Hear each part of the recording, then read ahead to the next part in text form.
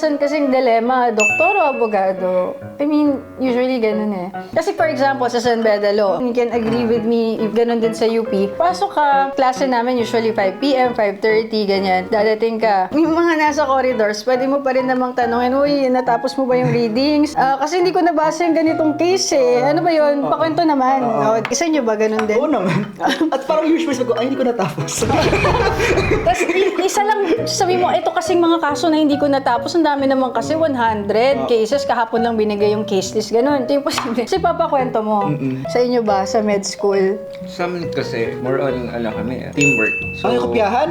hindi naman, not necessarily. Oh! Kunwari may, Bawal yun. may mga lecture, share kami ng notes, tulungan. So, talagang nag-uusap kayo while in Yeah. school? Tapos kung may nakuhang Sinishare. Oh, di ba handwritten yung sa'yo? Oo. Oh my God. Sobrang hirap.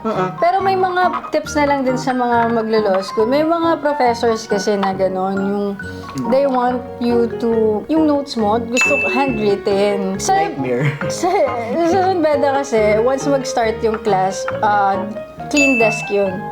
So kung ano yung na-retain mo, yun na yun. Wala ka naman gagawa. Oo, laban na to, gano'n. Hindi maan na to.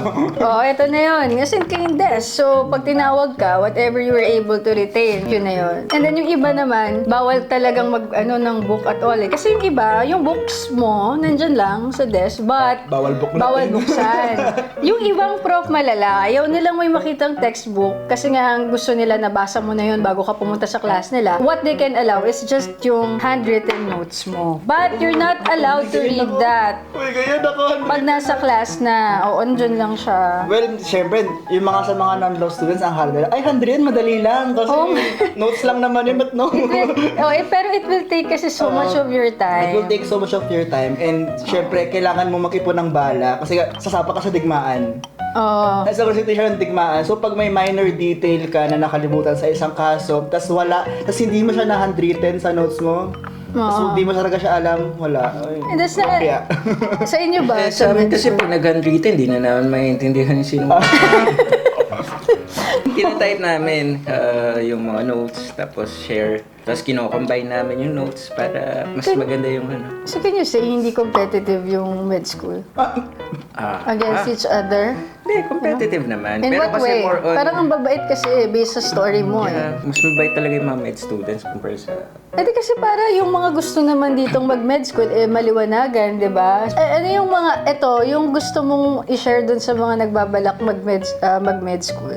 What they do not know about med school, you think they don't know? Kung gusto niyo yumaman, na kayo mag-med Kasi more of service and then will come na lang yung later on It's a vocation.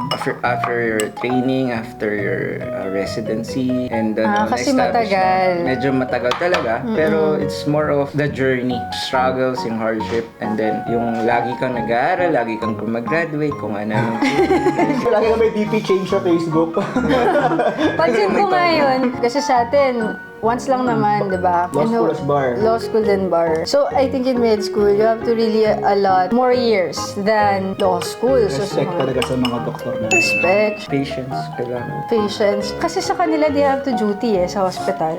So, parang yung atin, sila basa plus duty. Natutulog pa ba kayo? Kasi parang hirap. Parang ang napapansin ko sa mga like med students, they can sleep actually anywhere. Ay, oh my God, masters! Parang masandal Sino ang tulog. Sinong mga masandal tulog na? Masandal tulog na mga... Hindi ba kayo I can yun? attest to that. Kahit sa lapag kami natutulog. Grabe, sacrifice talaga.